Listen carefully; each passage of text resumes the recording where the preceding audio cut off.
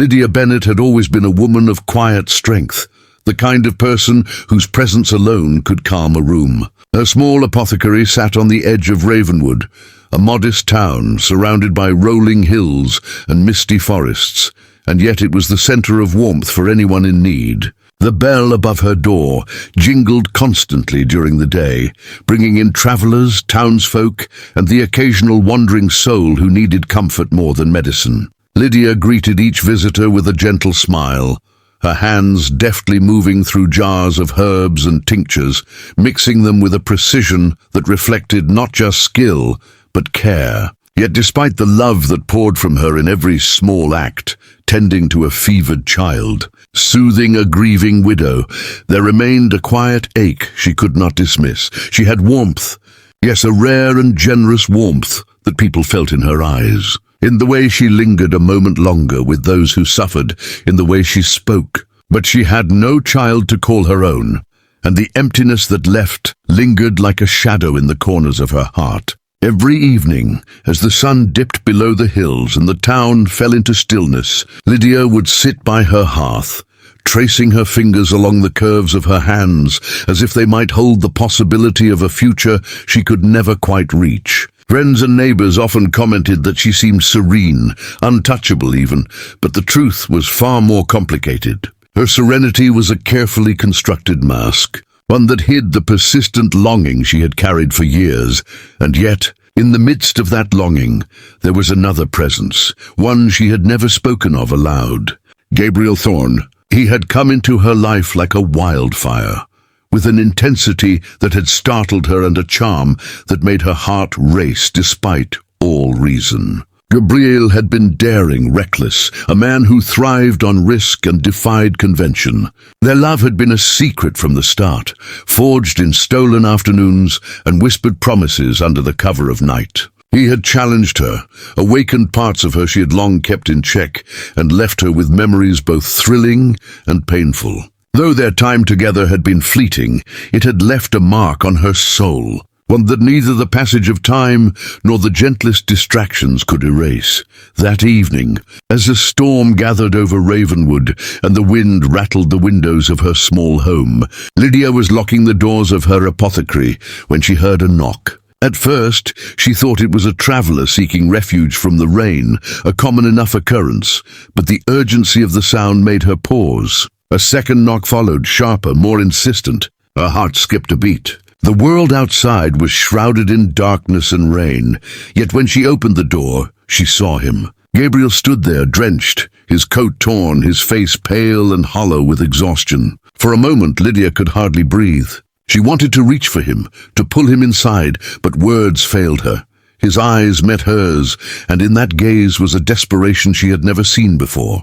"Lydia, I need you," he said, voice barely audible over the storm, trembling in a way that made her chest ache. "I can't do this without you, please. Help me."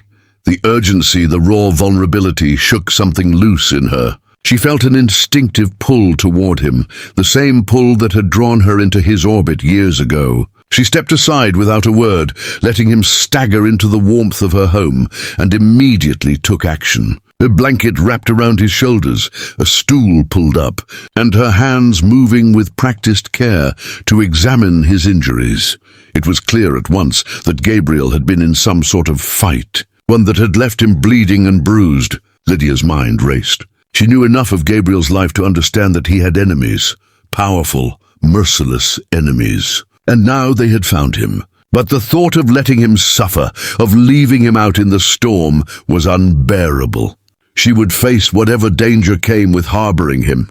She could not turn away, not now, not ever. As she cleaned a gash along his arm, memories of their past flooded her mind. She remembered the nights when they had shared everything. Laughter, secrets, unspoken fears, and stolen touches. Gabriel had always been the storm to her calm, a force she could neither control nor resist. Yet now, vulnerable and broken before her, he seemed almost unrecognizable, and it struck her how fleeting the illusion of control truly was. The man she had loved in passion and secrecy was also human, fragile and fallible. Why come to me?" she asked quietly, brushing damp hair from his forehead. Because "You're the only one I trust," he murmured, his voice hoarse with pain. "You always have been, please. I can't do this alone." That plea was enough to shatter any lingering doubts she had. It wasn't the reckless, charming Gabriel she remembered. It was a man stripped of pretense, a man who needed her in the deepest, most urgent way. Lydia worked through the night, tending to his wounds, keeping watch over him as he rested, listening to his shallow breaths and quiet confessions. He spoke little at first, but when he did, it was of dangers she had only imagined, enemies who were ruthless, relentless, and who would stop at nothing. And yet, in spite of the terror in his words, Lydia felt something unexpected stir inside her, a sense of purpose, of being needed, of finally being able to give herself fully, not just in kindness to strangers, but to someone whose life rested in her hands. Hours slipped into dawn, and with the first pale light filtering through the curtains, Gabriel was resting, his head on the chair beside her. Lydia sat in silence, hands folded in her lap, heart still racing. She understood then that her warmth was not simply a gift to others.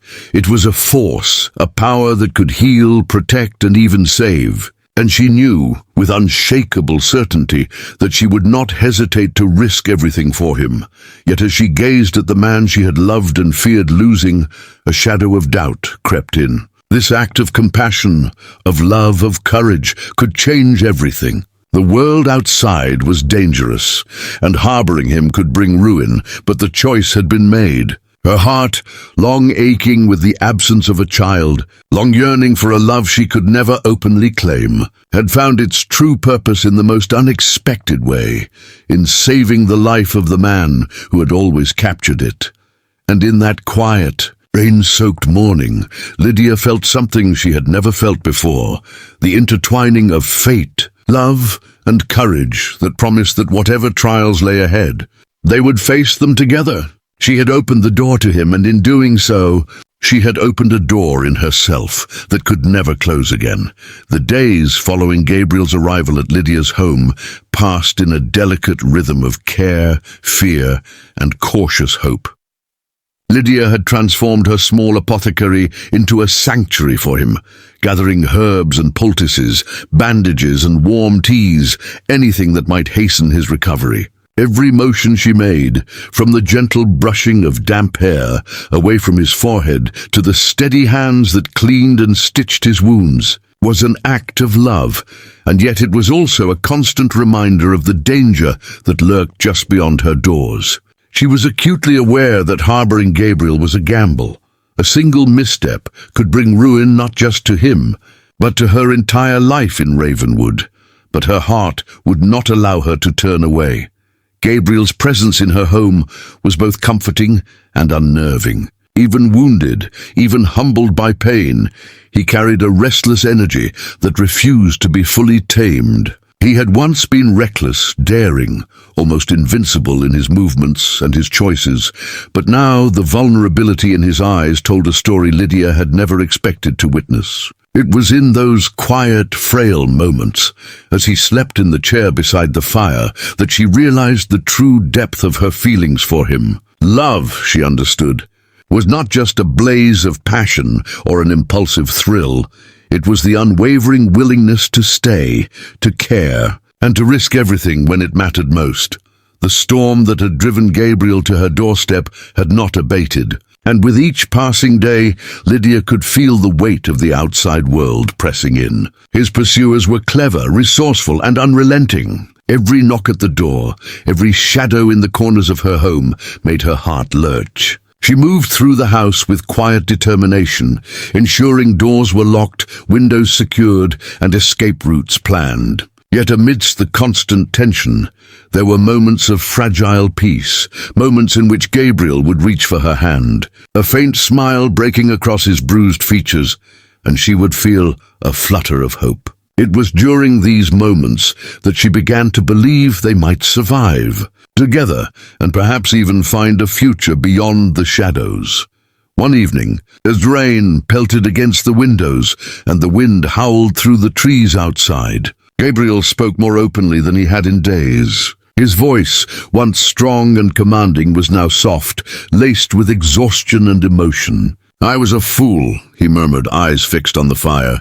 "A fool to leave you, a fool to put us both in danger. But now, if I don't survive this, I need you to know something." His hand reached for hers, weak but insistent, and Lydia's breath caught in her throat. One morning, as sunlight filtered through the curtains and the storm had finally begun to wane, Gabriel rose from the chair beside the hearth, his body still weak, but his spirit noticeably brighter. He stood awkwardly, leaning on Lydia's shoulder, and she guided him to a nearby window where the first blooms of spring had begun to peek through the thawing earth. "We've survived this," he said quietly, almost in disbelief. "We might actually make it." Lydia smiled, brushing a lock of hair from his forehead. "We will," she said with quiet confidence, though he